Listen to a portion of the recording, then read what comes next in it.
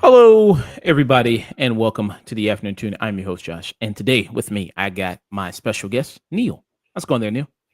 It's going pretty good. I'm just happy football season has started.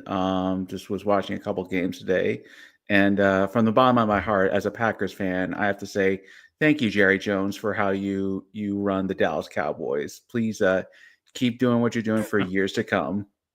Michael Parsons, Green Bay Packer now. I didn't really watch the game with the Lions there.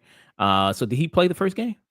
He did for a little bit. He had a little bit of an injury, but he played a couple reps. But the Packers won 27-13 against the Detroit Lions, so pretty convincing win. Okay, pretty nice there. Yeah, I was surprised. Yeah, the Lions looked pretty lackluster. They only got like what 6 or 10 points, I think. Final score was. Um, Yeah, they had some garbage time points when the game was already over, basically. So yeah, they were pretty shut down for the most part. Yeah. Yeah, so they didn't look all that the final score was like 13-27, so that was Right. it. So I don't know, maybe people worried the lack of Ben Johnson, who was their offensive coordinator, now is the head coach for the Bears. So that's gone, and then also their defensive coordinator is gone too from last year. So I don't know if they can maintain the same success there that they had last year. I think they just need to make a couple adjustments. I mean, every team has to, has some sort of realignment with the coaching and player staff. I trust Detroit to get together. It just may take a week or two. Mm, yeah. Well, yeah. So yeah, like you're right. That's happy Sunday to everybody out there. Football Sunday there. So I know there's the big game of tonight coming on, which is Ravens and Buffalo. So that should be really exciting there. Two MVPs battle dueling it out. So that should be really exciting. But yeah, we got that. Also for this show, got some good reviews, and then you're gonna hit us with a video game review. I know you asked if Sage from Rated M for Immaturity is going to be here. I mean, he's having issues with his console, so he's not playing really any new games at the moment. Uh, And then I mean, it was on his. I mean, he's got a huge backlog of games there, so it's probably going to take him a minute to even get to something like Rogue Prince of Persia there. But I'm excited to hear your review and your thoughts on Rogue Prince of Persia. So we got a video game review here for you people today. Also some movie reviews. Twinless, that movie there I saw yesterday, so it's good to talk about with somebody. I didn't think I would have anybody to talk about it with, but Neil went and saw it there. What interests you in seeing Twinless anyway? well, I actually do reviews for oneofus.net as well, and I got invited to a press screening for Twinless, so that's how I ended up seeing it. So it was just sort of like a happenstance more than anything.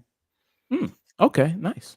Well, that was pretty awesome there. So I'm excited to hear your thoughts on that. There, have you already reviewed it for one of us, or is the review already up? Or Yes, I reviewed it for one of us, but you're gonna get a new review from me here as well. okay, and okay, nice. Also, we're gonna be doing a review for Highest to Lowest. I saw it in theaters. Neil was waiting until it came out on Apple TV there, because they did a limited theatrical run for Highest to Lowest, and then so until they dropped it on Apple TV there, and we're gonna be doing a discussion of that, the adaptation, the reimagining of Akira Kurosawa's High and Low, which we did a retro review for me and Neil there way back. So that's also on YouTube, youtube.com. The Afternoon Tunes. People want to type that in, they'll be able to find that there. Very awesome there. So that's it. Just those movie reviews there. Speaking about Sage from Rated M for Immaturity there. He's going to be joining me tomorrow. Not going to be huge of a show. We initially had planned to do Alien Earth, do a mid-season review of that, but that show's pretty much the first season's already pretty much done, so we're just going to wait for that to be finished. But we are going to be talking about Peacemaker because that's almost halfway through, so we just do that. Then I'm going to have a special guest on another one, Connor from Movie Night Extravaganza. We're going to be doing a retro review for Spinal Tap because the sequel is coming out this upcoming week there. So do that. Also do some news. We're going to be discussing Man of Tomorrow. The sequel got announced for Superman, so discuss that. Also the Knives Out trailer is supposed to be coming out tomorrow. The Knives Out, I think it's called Walking Dead or Walking Out Dead. Um, It's called Wake Up Dead Man. Wake Up Dead Man. Okay, so there's that. So that's the trailer for that's going to be out tomorrow. Then also, I haven't got a chance to discuss 28 Years Later Bone Temple trailer. So that's also discuss that tomorrow. So that's some few news things there. And then next Friday, review wise, so it's going to be probably a busy Friday. There's going to be The Conjuring: The Last Rites, which is the third Conjuring movie. And so that's the third one. So there's that one. I don't know if it'll be the last one. I don't know if they'll do a fourth one. Probably. I mean, this one had the second highest opening of any of the Conjuring movies. So, so Well, that they advertise as the final one, but who knows? It may be the last Conjuring movie in the same way that Friday the 13th Part 4 was the last Friday the 13th movie back in the day. yeah. So probably. So yeah, maybe. So they'll maybe do something like that. So we'll see though, but I'll give my thoughts on that.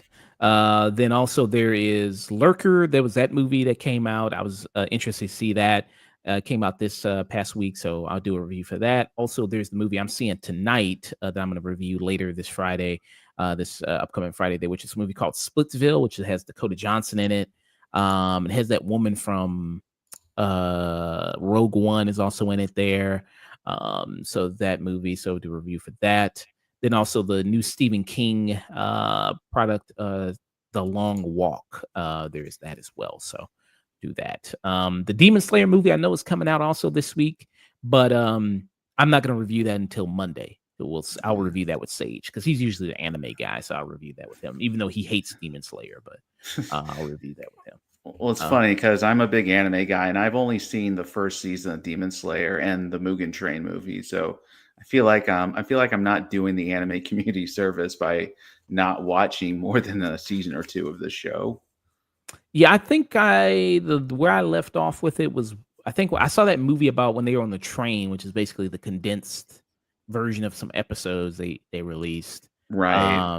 But I haven't really watched any more after that, really. So, yeah. Yeah, it's exact same here. So there is that. So yeah. That's good stuff there. So yeah. So that's what we got planned. Next Saturday, I'll probably hit up Chris again because we were supposed to do reviews for Malcolm X. The reason why we were doing a review for that is because Spike Lee, Denzel Washington collaborations. They ended up winning the poll. So do a review for that. Maybe I'll see if he wants to do it this upcoming Saturday. And then next Sunday, I don't have anything planned for next Sunday there at the moment. Yeah. Right. All right. I'll do Twinless. After that, we'll do highest to lowest, and after that, you do your solo review of the Rogue Prince of Persia All and right. everything like that. Let me add these trailers in real quick because we switched over. So I'm using a new StreamYard from someone else there. I forgot that we switched over there. So let me add these trailers again there. No worries. Oh no, that's not what I want. There. But nice. Anything you're looking forward to? Are you going to be doing some reviews from one of us for the upcoming slate there? I'm supposed to be seeing there's an Apple movie coming out called All of You. I honestly don't know what that one is, but I'm supposed to be doing that later this month. But I'm really hoping I can get a chance to go see Bugonia when that Ah, eventually gets on the screening sessions. when is that supposed to come out? Late October, I think, is the release date. So probably later, like mid to late October, is when those screenings will start going out. Ah, nice. Okay. Uh, So yeah. I love Yorgos Lanthimos, so that's honestly my most anticipated movie for the rest of the year. Were you a big fan of Kinds of Kindness? That's the one Yorgos movie I've not seen yet, but Oh, everything else is like a 5 out of 5 movie for me, honestly, that I've seen from him. nice. Okay. But yeah. So I'm eager to look forward to that as well. There. When is that movie coming out? Let's see. Let me see when it comes out there. But he has his muse, Emma Stone, in it, as he typically does. Any October 31st. October okay, 31st is the date. okay, nice. So that's it. All right. Let's get into this. Yeah, All right. Let me pull my notes for this movie yeah, and go ahead and get started. Very awesome there. yeah. Okay. Okay, so our first review of the day is going to be for the film Twinless. Twinless is a movie by James Sweeney there. This is starring Dylan O'Brien, and as well as the actor there. James Sweeney there, who also is directing, so he's doing double duty, directing, writing, starring in the movie himself there. Dylan O'Brien, people might know he's been in a variety of different things. He's probably most known for being in the Maze Runner franchise. That's probably what he's most known for. James Sweeney, I have not seen before myself. I don't know if you maybe recognize the actor, but I have not seen him much elsewhere. The story is about these two people here. You got James Sweeney, who plays Dennis, and Dylan O'Brien, who plays Roman. And then he also does double duty playing also Rocky, his twin brother. So it's about these two people who meet at a therapy session, a group therapy session for people who are the remaining twin when their twin passes away, how to deal with that grief and loss. They end up meeting there and just kind of end up kind of connecting with each other, finding being that other missing piece that the other person is kind of looking for. And as the story kind of develops, you see these kind of two people kind of get closer, but also some things are, you can tell one of the people is hiding something from the other person there, and how that kind of comes to light and how that kind of gets explored. But yeah, this was a very good movie. I thought I'll get more in depth into it later, but that's kind of the basic kind of setup of the film that you have there. Neil, what are your thoughts here on Twinless? So I'm with you. I have never seen anything that James Sweeney has done. To my knowledge, he's only done one other feature film besides this, but this is the first thing that I think that I've ever seen. And you're absolutely right. This movie is just terrific. It's one of my favorite movies of the year. And what really struck me about it is just how emotionally honest and complex it was. These are two characters that are very flawed people who are trying to find solace in a great loss that is experienced by both of them. And the journeys they go on are very interesting, complex and very heartfelt. And I thought it was just great the entire way through. Mm, very nice there. Yeah, and it's kind of a story there about connection. You have this character in Dylan O'Brien who, he's like I said, playing double duty there. We get to see a little bit of his twin that passed away, which was Rocky. And we see that from the little bit we know about Rocky was that this guy seems like an educated guy, a cultured guy, very likable, very fashion forward. And he was also gay as well. So he always had this kind of impression that Rocky was the better twin. He gets the sense that his mother, when this is played by Laura Graham, people might Laura Graham from Gilmore Girls. She played the mother in that show. That she was always the favorite. He was always the favorite amongst in her eyes there. And then also you see with Roman, the contrast is that he's kind of like just a schlubby kind of guy there. He seems not very educated. He still lives with his mother, but he seems kind of still like a sweet guy, wholesome guy, heartwarming guy. But yeah, I mean, you see kind of a lot of the contrast between the two of them. And I think Dylan O'Brien really does a great job at that, showing the distinct personalities between the two people there. And then also when he's with James Sweeney there as Dennis, just seeing their relationship and how that grows. And he has some really great moments here. I think you see a little bit of in the trailer when he's talking to James Sweeney, and there's a moment where he's trying to James Sweeney's playing his dead brother Rocky, like he's pretending to be him, and then he's trying to tell him all the things he's wanted to tell him, and tell him all the regrets that he has.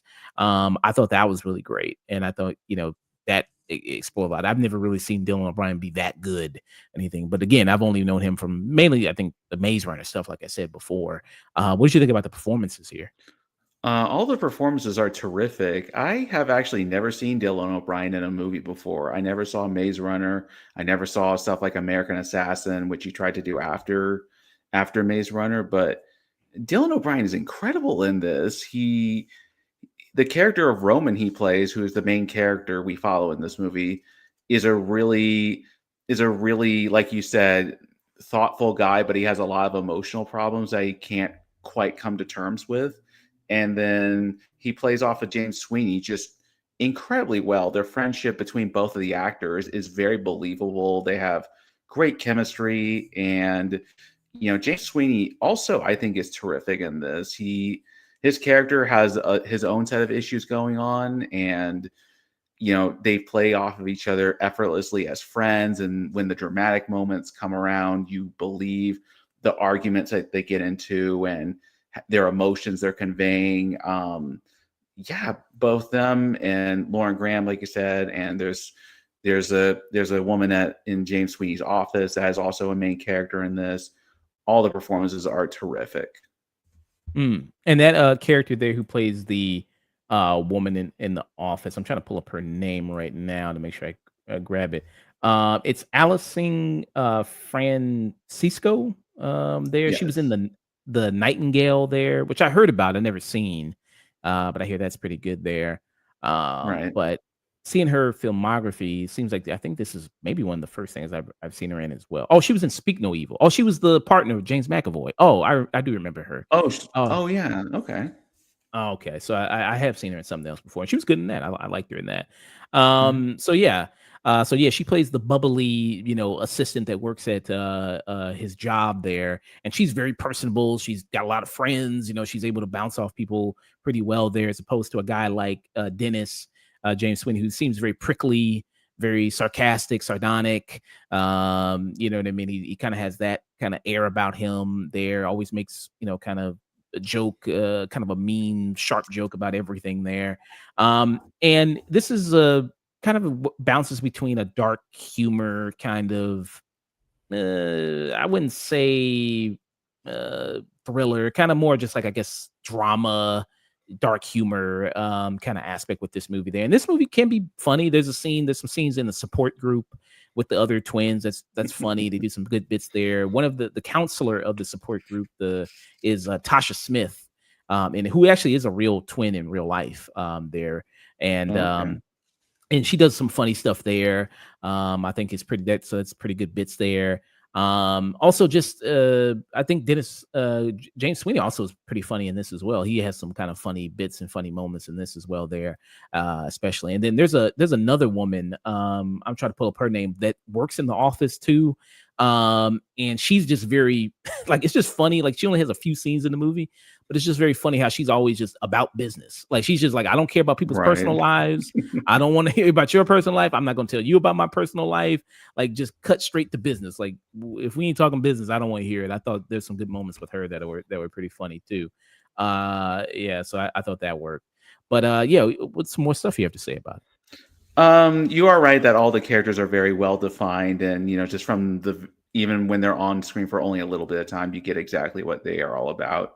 But there are two things that also really impressed me about this is like one, just how creative the directing is. There's tons of scenes in this movie where just through visual storytelling alone, you can tell exactly what emotions the characters are feeling without them even saying anything. Just for example, there's a scene where they both go to a party. It's when they dress up as the Sims characters, and they both go in two different directions in the party. And they do, just through the directing, you can see how Dennis and how Roman are doing at this party and the different emotional states they are going through at the same time. And there's just scenes like that all over the place that are just used visual storytelling to tell the emotions and the complexity of these characters without them having to speak the dialogue about it. And the other thing that really impressed me is just the fact that at the end of the day, this movie is about codependence. These are two characters that are both dealing with a loss in their lives and trying to find emotionally mature ways to deal with it and struggling to do so. And it's really the depth of these situations and these characters that ultimately really impressed me so much about this movie. I like I said, I'd never seen anything James Sweeney has done, but now I really want to because this movie is just that damn good. Mhm. Yeah, his other film was Straight Up. I have not seen that. But yeah. But I'm looking forward to see what he does next there. I greatly enjoyed it. I'm glad I checked this movie out. I think the two lead performances here are very good. I think they do really well, and just I like what this movie has to say there about connection. You know what I mean? Obviously, it's a these people being twins seems like a little deeper thing there. With that of like having always somebody there that is always going to be there. It's a little bit of a deeper thing there. So when he loses that, losing that piece of himself and trying to find somebody else that he can connect with, and also just that he was never able to say that, all the things he wanted to say to that person before they were gone. I think that was pretty good there. So yeah, I really like this. I think it's, darkly funny there as well, which really works. I think the emotion hits when it's supposed to hit. Love the performances in it. Love the camera work. You mentioned the camera work of it, like the party scene is also really great there. The use of also the lighting is really great there when they do certain scenes there when they go to like a museum there or exhibit with like a light show type thing like that right there. That looks really gorgeous on a screen Right. there. That's really well done. So yeah, I give this movie a peak, I would say. What about for you? Yeah, I pretty much agree with everything you say. This is a movie that actually gets better as it goes along. It starts out simple, starts out a little like I said, simple with the concept and the comedy and the emotions, but then as it goes on and as you learn more and more about these characters, it gets better and better as it goes along. Academy Awards, give James Sweeney's like an original screenplay nomination for this, please. He deserves it, and this is one of my favorite movies of the year. This is high peak cinema for sure. Mm, nice. Well, awesome there. So high peak from Neil and high peak from me for uh Twinless there. Awesome. Yeah. Very, very good there. All right. Awesome. We'll move on to our next one here. Mhm. Let's see. I wonder why it won't just do that. That's weird why it won't just pump up. Hmm. I don't know why. It's fucking weird. Mhm. All right. Uh hold on. Do-do-do-do. Oh, ooh, yeah. Jeez. Okay. All right. All right. Let's go into our next movie here. I gotta mess with the settings after this. That's all No just worries. messed up here. Uh,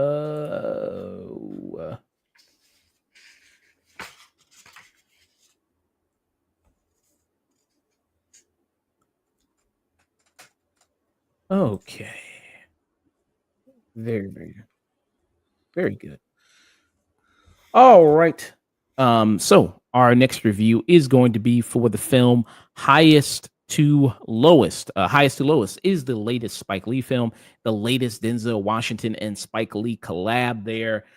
This had a short run in theaters there. I think only about like a week or two before it was put on Apple TV. This is an Apple TV movie. So it ran in theaters for a week, then got put onto Apple TV September 5th. That's where Neil saw it. I was able to see it in a theater there. But it was surprising that this movie didn't get the push it seemed like it deserved. I mean, Spike Lee is Denzel Washington.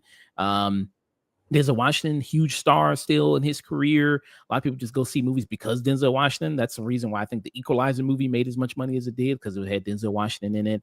But yeah, and we don't know how many more Spike Lee, Denzel Washington collabs we're gonna get. I mean, these guys they're not getting any younger. Denzel Washington's in his 70s. It's like, yeah, I mean, how many more we got left in this duo? But I was able to glad support this movie, see it in the theater there. And if you were one of those people, great on you there. But nothing wrong to just see it on streaming as well there on Apple TV if you do have that.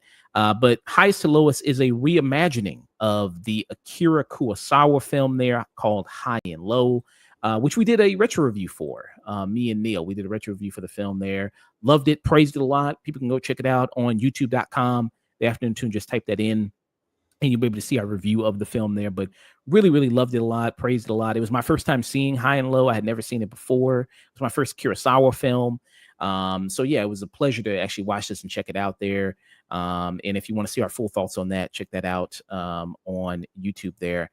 But yes, and I can already tell you right off the bat, This is a much better adaptation of Asian cinema than what Spike Lee did when he did Old Boy. I tell you that right now, when he did the remake of that film, I can already tell you it's so, just to give you a little spoiler already. Yes, it is much better than that. People were worried about that because if people had seen this, Spike Lee dip his toe into other Asian cinema with the Korean film Old Boy. That was that wasn't pretty good there. I mean, a flat tire is better than the Spike Lee remake of Old Boy, so that just shows you how much that missed the mark. Yeah, probably the most forgettable Spike Lee movie there ever has been was this one. But what is highest to lowest about, in case you have not seen the original movie there, or don't know anything about it? Well, here, it, like I said, plays with a little. It's a reimagining, not a straight kind of remake. There, it's added with Spike Lee's style and his flavor onto it. So you have Denzel Washington in this movie, who plays a music mogul there. David King, he's the kingmaker. He's got the best ears in the music business there. He has this company in which he owns. He's part of the owner of it, where he's able to discover all this musical talent. But now in these years, we hear about this movie that he's not as popular as he used to be. He's not as popular there as he was before. He's kind of slowed down there. There's a possible company there's a company that's trying to take over his company, trying to buy them out, but he's trying to fight that off there and maintain that. But it still has the core concept of it, where there's a kidnapping. So you have this person who kidnaps two people. One of the people there. Well, actually, no, he doesn't kidnap two people there. The kidnapper thinks that he gets one person, which is David King's son. He thinks that that's the person he's grabbing, but he ends up grabbing Jeffrey Wright's son in this, who's Jeffrey Wright in this is kind of his right-hand man, chauffeur, everything kind of guy there for David King. And he ends up grabbing that son instead. So at first there's confusion because he's calling. He says, hey, listen, I got your son. I want $17 million in Swiss francs. If you don't give that to me, something bad's going to happen to your kid there. At first, there's obviously, mad rush there. Denzel Washington's concerned, but then it's later revealed that, oh, I actually got the wrong person. And then, but too bad, you still paying the money. I still want the money. And if you don't, something's going to bad happen to them. So it's about, is Denzel Washington's character, David King, is he going to pay the ransom? Are they going to catch this guy there? Who's committing this kidnapping? You kind of got this, and then all set in this busy, loud city of New York. And you got a lot of as that the backdrop there. Neil, what are your thoughts on highest to lowest there? Well, my favorite thing about this movie is just the fact that it takes the original concept of high and low and the novel it was based off of, which is called King's Ransom, and totally does its own original thing with the concept. This is much more of a movie about atmosphere and vibes more than the actual police procedural like the original High and Low was. But it is those differences that Spike Lee brings to it, just of being about more of a character study for Denzel Washington and Jeffrey Wright's characters, and the tension that this kidnapping brings to their relationship and their relationship to the city of New York, that makes this all the more interesting. This is definitely a very different movie than the original, but I applaud it for just going out of its way to be its own thing, and I think it is largely successful at what it tries to do. Yeah. Yeah. I think, there's obviously going to be the immediate comparison to High and Low because it is a reimagining of that. And like, okay, how's it compare? I mean, like we said in the review of High and Low, I mean, it's a masterpiece in the terms of this procedural type drama there. The stuff it does there, building this tension, the fact that it feels like almost like a bottle film at first, of like only really taking place in the apartment, the condo there, the first bit of it. It doesn't have that same kind of tension, I think, when it comes to that tight feeling there.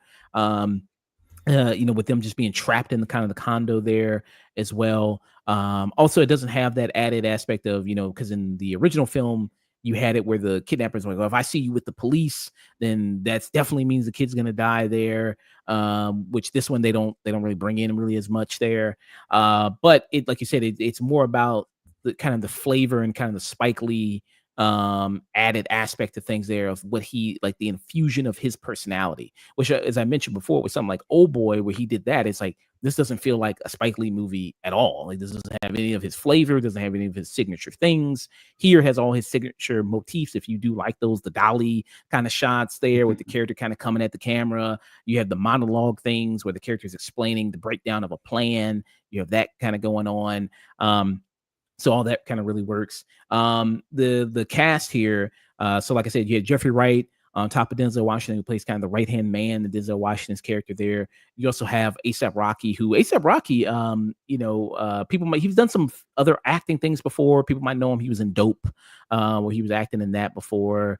Oh boy, I would have not remembered that, and I saw Dope. That's cool.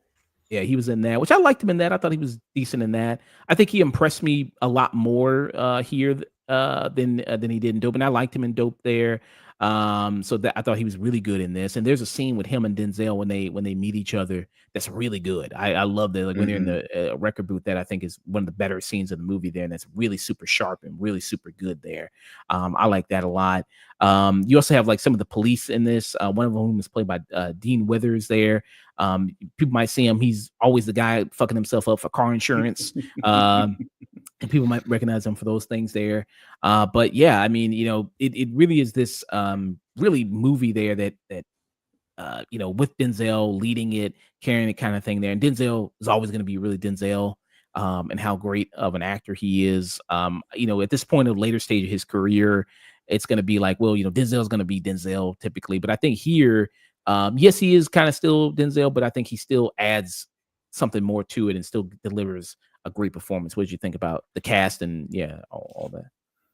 Yeah, I think the cast is really solid in this. You are right that Denzel, there are certain parts where Denzel is just kind of playing himself, but at the same time, I thought his dramatic scenes were really well done, especially with Jeffrey Wright, because in the movie, there's a moral conundrum that he has to reconcile with, and he has a lot of scenes with characters dealing with that I think he did a really good job in. And by the time, him and the kidnapper ultimately confront each other, that's a really good scene too. Yeah, I think all the acting was really solid, and I'm with you in that. You know, the Spike Lee vibes in this are really what add a lot of like interesting context to this movie because, just for example, they get to a point where they have to deliver the ransom, and there's a chase during a Puerto Rican parade and on a subway, and there's just a lot of like visual noise and chaos that's going on that really adds tension to the scene and the situations that are done only in a way Spike Lee knows how to do because that's his jam. But one funny thing I do find about the Spike Lee isms is that Spike Lee is just such a homer for New York stuff. I mean, he never misses an opportunity to have the Subway fans chant that the Celtics suck or anything like that. It's just kind of funny how he always finds a way to do that. Yeah, and that actor who shows up as a frequent collaborator of Spike Lee that shows up in a lot of his movies, that was a great bit there. That train sequence also was a really great sequence in the movie. There, it was like a bunch of New York Yankee fans going on top of like the Puerto Rican Day Parade. It's like the Boston Red Sox game, which is a huge crosstown rivalry for that. So a lot of people are going to show up to that. And then so that was also caused even extra chaos on top of that, which was really a added thing there. So I thought that was pretty awesome. But yeah, um, all that kind of just New York being a second, being another character in the movie. As most kind of when you have a movie set in New York is always another character in the film there, which I really liked a lot. But this was one of my most anticipated movies of the year. Couldn't wait to see it. And like I said, I'm glad it paid off. A lot of movies that I've been really looking forward to this year have been really good, and I think this is no exception there.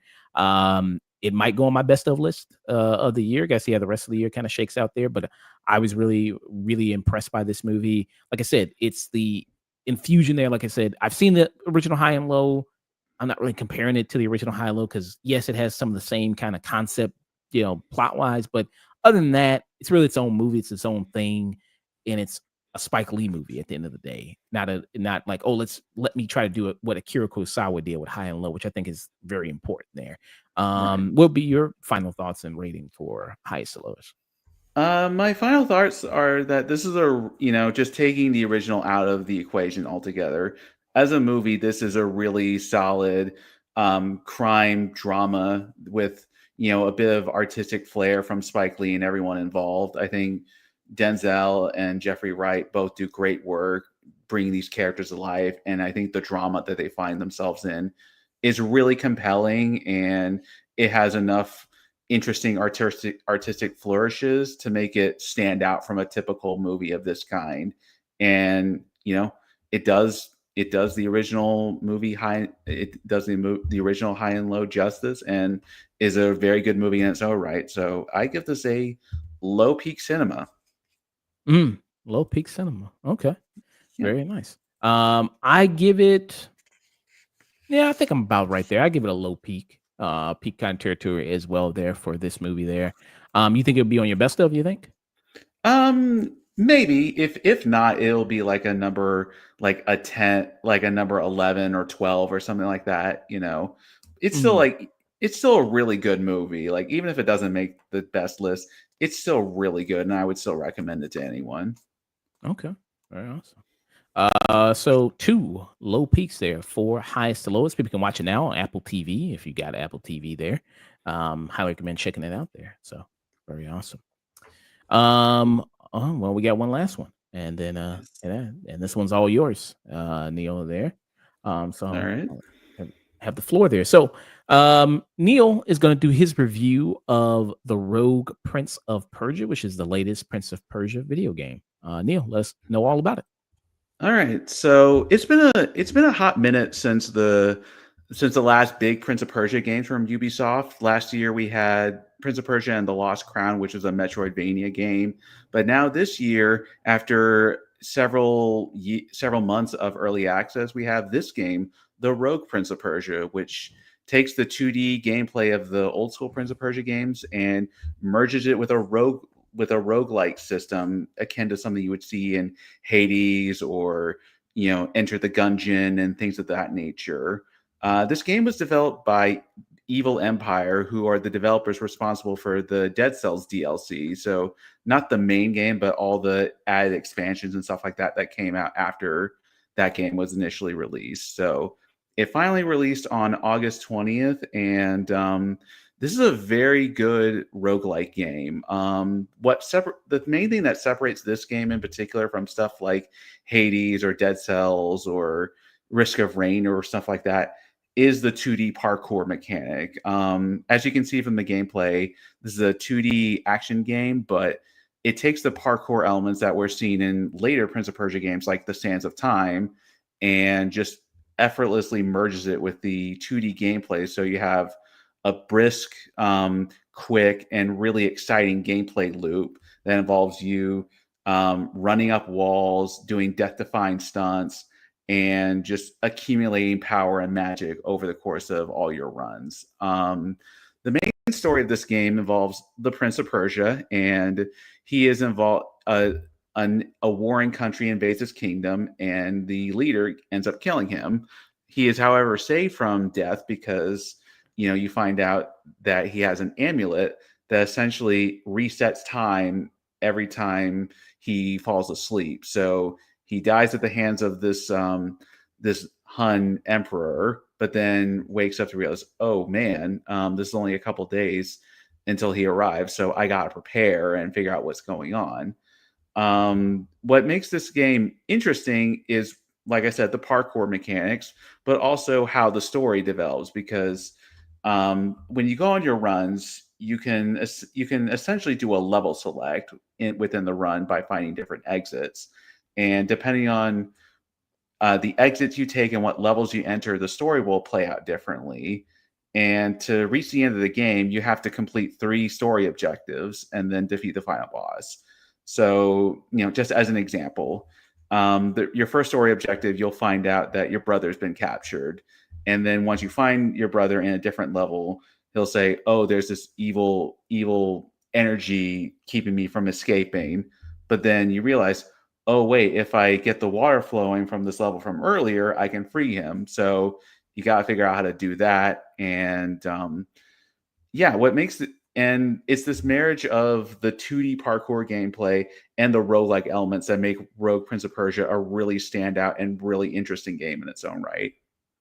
Nice. Okay. And I saw this was available. Like if you have the PlayStation Plus extra there, you can also get this there, which is kind of like the Game Pass there, so you don't have to pay for it directly. You can get it there as well.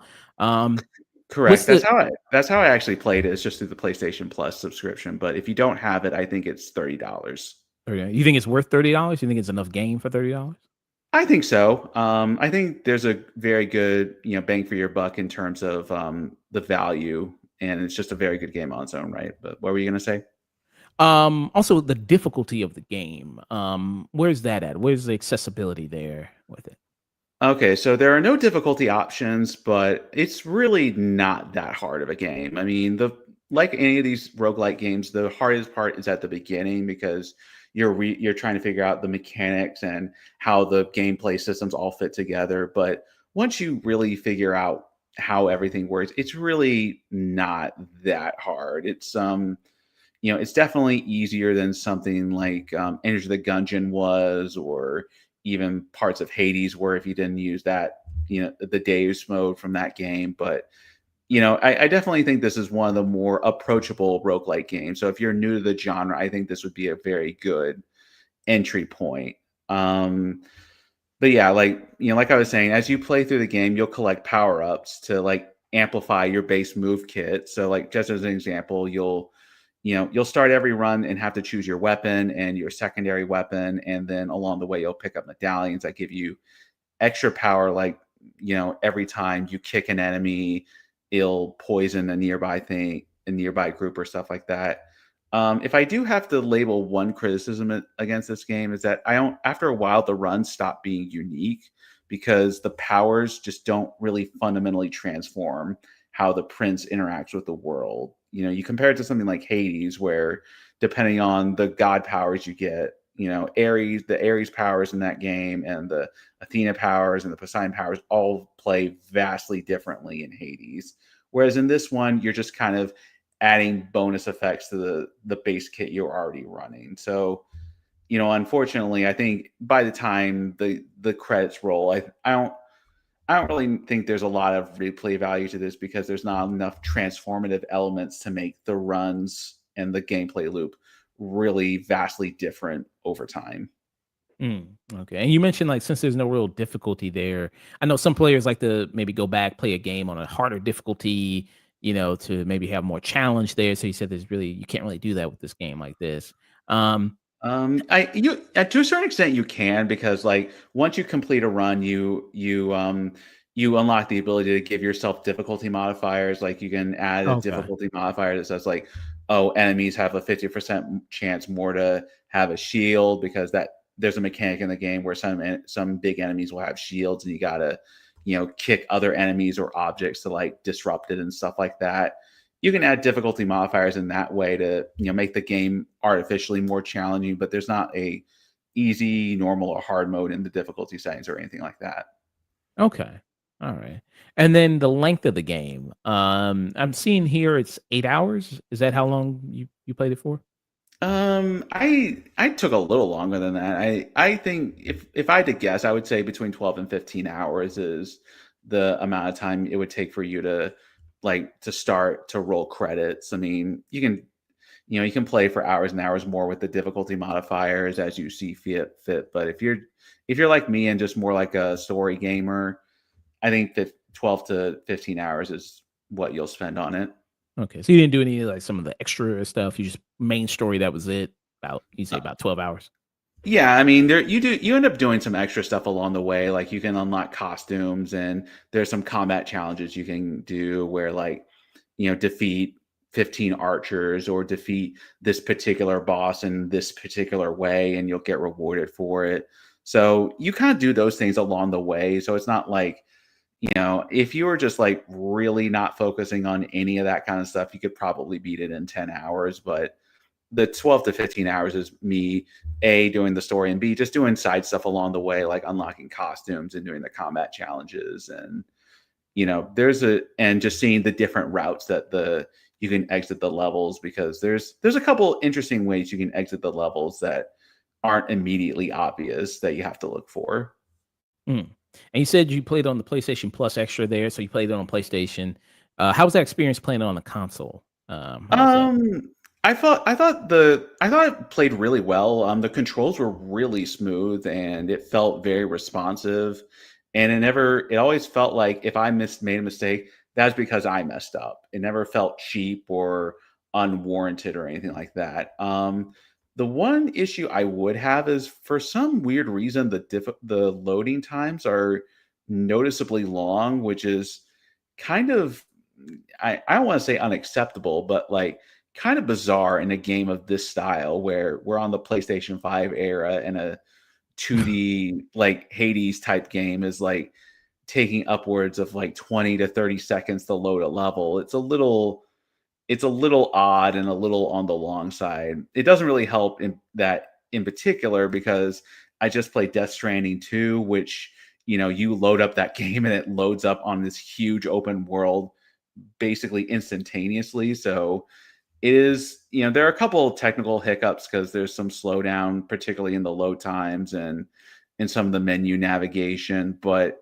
it really wasn't like that bad. It was just kind of noticeable and kind of weird, because I thought we were kind of past this kind of stuff, especially in these, like, not to say this was an easy game to make, but comparatively easier game to load up compared to stuff like Death Stranding 2 or God of War, or any of those kind of things. Yeah.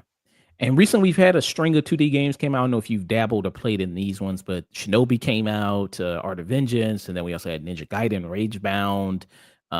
This didn't come out recently, but I know you mentioned Hades there. Have you played some of those games there, like Hades or Shibonen Or or Ninja or Shinobi. Shinobi? Sorry, yeah, Shinobi, and then what did I just say? Ragebound, Ninja Gaiden, Yeah. Ragebound. Have you played some of those?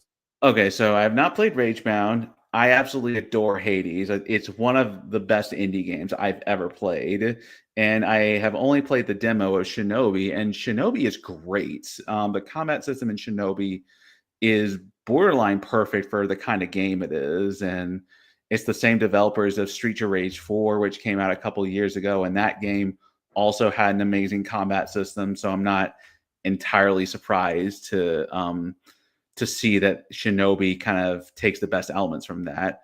Comparatively speaking, Rogue Prince of Persia, its combat system is really good and enjoyable, but it's not like on the level of Hades or Shinobi or anything like that, because one, Hades had the benefit of totally transforming itself depending on the kind of powers you get, whereas Prince of Persia more relies on the acrobatics and just the death-defying stunts to really add its gameplay flavor.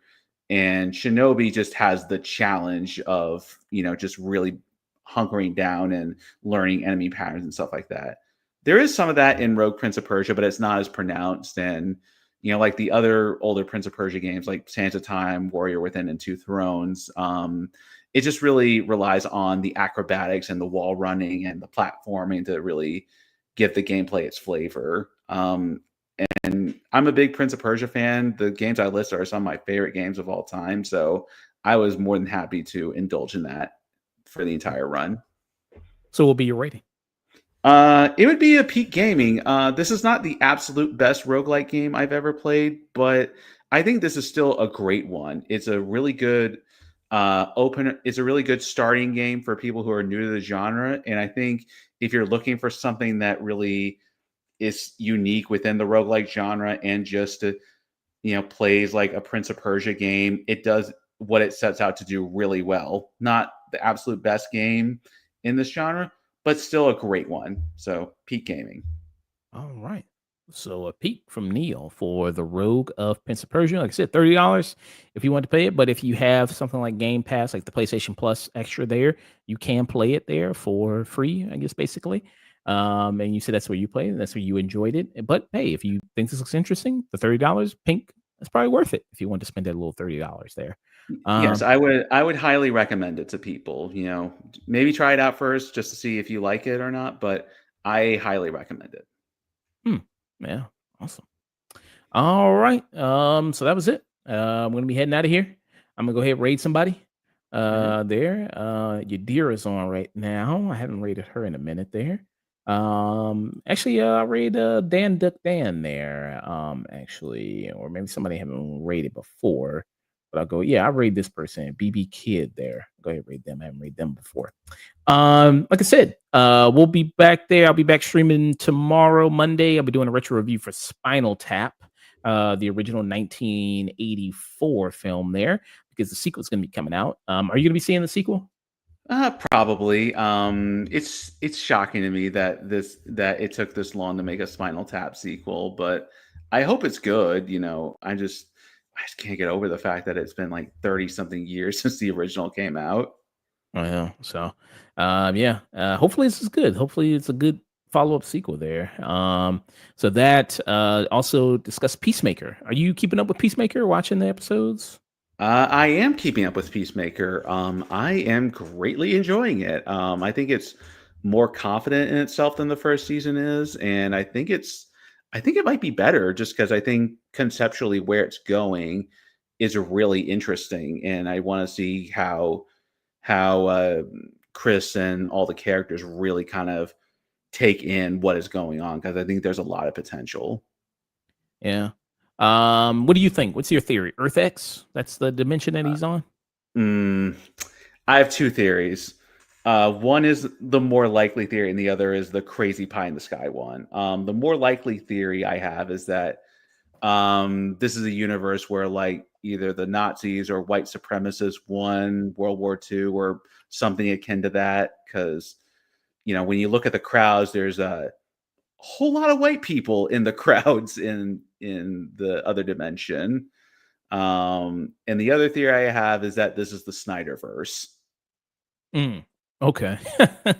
So you think he's gonna be making a meta joke about the Snyderverse here in this other dimension? Okay. You know what? It would be kind of hilarious because hey, you Reddit goblins wanted Henry Cavill back this whole time. You got it. He's gonna be back as a Nazi. Oh, okay. That would actually be kind of hilarious. Okay. Yeah, but that's the popular theory is that Earth X is what he's on, which is the Nazi universe there in the DC version there, which they showed in the CW show. Oh, The okay. crossover event, they had like Nazi Supergirls. They had that. So that's Oh, what's I did not know that was in the CW show, so that's interesting. yeah.